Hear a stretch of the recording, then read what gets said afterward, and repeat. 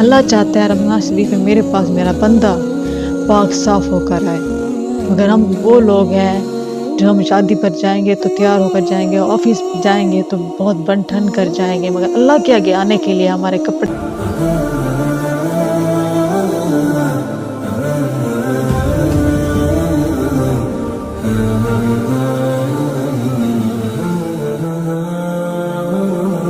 بسم اللہ الرحمن الرحیم الحمدللہ رب العالمین۔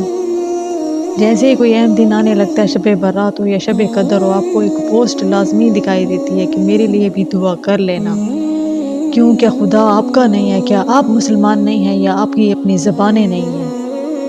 اپنا مقصد حاصل کرنا ہو، لڑائی جھگڑا کرنا ہو، تب ہماری زبانیں بہت چلتی ہیں، مگر اللہ کے آگے ہماری زبانیں رک جاتی ہیں۔ اللہ کے آگے جھکنے کے لیے ہم نہیں آتے۔ دعا کرنے میں کوئی مسئلہ نہیں ہے، لیکن جب ہم خود کھاتے پیتے ہیں، اپنی زندگی اپنی مرضی سے گزارتے ہیں، تو ہمیں اپنی پریشانیوں کے لیے، ہمیں اپنے مقصد کے لیے اللہ کے آگے جھکنا چاہیے۔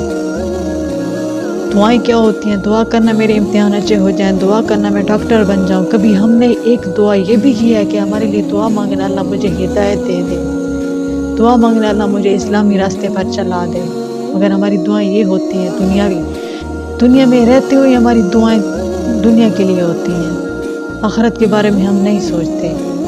میں اللہ کی قدرت پہ بہت حیران ہوں کہ اللہ نے رمضان شریف کے آنے سے پہلے شب برات اس لیے بنائی کہ اس دن کو ہمارے اعمال نامے پیش کیے جاتے ہیں۔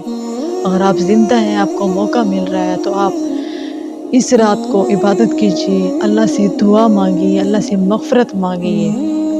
اور جس طرح آج کل تہجد لوگ پڑھتے ہیں نا، وہ صرف تہجد بھی اپنی مرضی کی ہوتی ہے، وہی چھوٹی چھوٹی صورتیں پڑھ کے ایک طرف۔ اگر آپ نوافل پڑھتے ہیں نا تو لمبی صورتیں پڑھیں۔ اگر آپ کو عبادت کا موقع مل رہا ہے تو اپنی مغفرت کی دعا کریں۔ اللہ چاہتا ہے رمضان شریف میں میرے پاس میرا بندہ پاک صاف ہو کر آئے، مگر ہم وہ لوگ ہیں جو ہم شادی پر جائیں گے تو تیار ہو کر جائیں گے، آفس جائیں گے تو بہت بن ٹھن کر جائیں گے، مگر اللہ کے آگے آنے کے لیے ہمارے کپڑے ہمارے بدبودار کپڑے ہوتے ہیں۔ اگر آپ کو عبادت کا موقع مل رہا ہے، آپ کو اللہ سے باتیں کرنے کا موقع مل رہا ہے، تو اپنے لیے دعا کریں کہ اللہ ہمیں صحیح راستے پر چلا دے۔ اپنے مقصد کو پورا کرنے کے لیے ہم بہت دعائیں کرتے ہیں، کبھی آخرت کے بارے میں بھی سوچیے۔ دنیا میں رہ کر اگر آپ دنیا مانگیں گے نا، تو آپ کی آخرت بھی تباہ اور آپ کی قبر میں بھی آپ کو جواب دینا پڑے گا۔ دنیا میں رہ کر ہمیں اللہ نے موقع دی اچھے کام کرنے کا، یہ عبادت کی رات اللہ نے اس لیے بنائی ہے تاکہ میں آپ کے گناہ معاف کر سکوں اور تم اچھی زندگی گزارنے کے بارے میں سوچو۔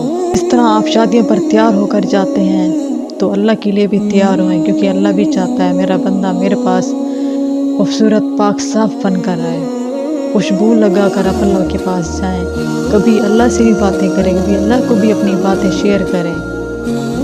دعا مانگنے کا جو اصل مقصد ہے نا، وہ یہی ہے کہ میرا بندہ اگر تو پریشان ہے تو مجھ سے دعا مانگ، کیونکہ میں تیری ہر دعا قبول کروں گا۔